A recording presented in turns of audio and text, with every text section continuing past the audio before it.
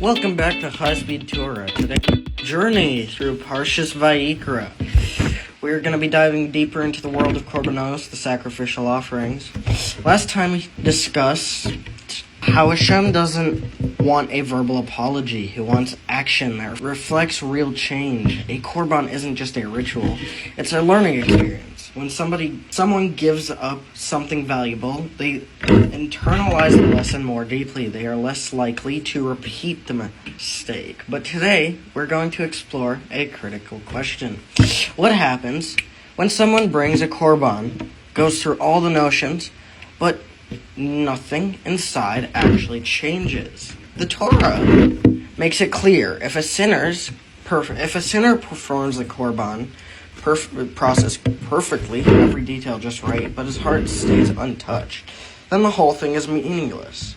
Shlomo HaMelech says in Mishlei, the offering of the wicked is an abomination. Why, you may be asking? Because korban isn't a shortcut. It's not a get-out-of-jail-free card. It's supposed to be a moment of transformation. Hashem himself says in Shmuel 1:15-22, does Hashem desire burnt offerings as such as obeying his voice? Behold, listening is better than sacrifice. In other words, Hashem doesn't want your sheep, he wants change. To understand this deeply, Chazal bring us a story from the life of Shaul HaMelech, the first king of Israel. Hashem, through the prophet Shmuel, commands Shaul to wage war against Amalek and destroy everything, men, women, children, and even their animals.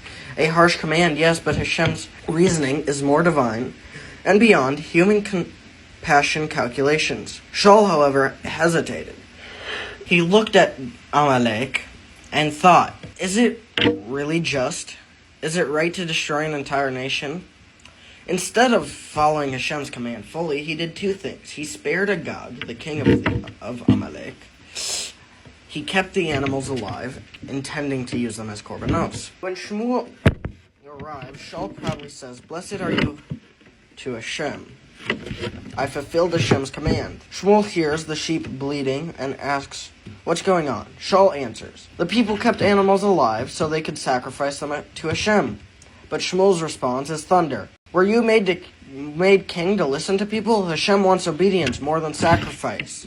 Since you rejected Hashem's word, Hashem has rejected you as king. This one moment, this single act of I know better, cost Shaul the crown. What went wrong? Shaul's intentions weren't evil. He thought he was improving Hashem's command. The core truth, a korban without obedience is worthless. A religious act without inner alignment is empty. A mitzvah minus Hashem's will is just theater. Shaul used korbanos to justify his obedience. Because a sacrifice is not a replacement for listening to Hashem, Hashem was telling him and us, you can't fix a spiritual mistake in spiritual shortcut. Only the real korban is giving up your ego. Parsha Vayikra teaches that the korbanos are tools for growth, but tools only work if we use them honestly. If a person brings a korban but refuses to change inside, the korban becomes an empty ritual, a missed opportunity, and as Mishlei says, an abomination. Because the whole system, korban, shuva, forgiveness, depends on one simple requirement. The heart has to move. The takeaway for today is we don't bring animal offerings today. We still bring korbanos in a different form. When we apologize, when we daven, when we take responsibility, when we try to grow.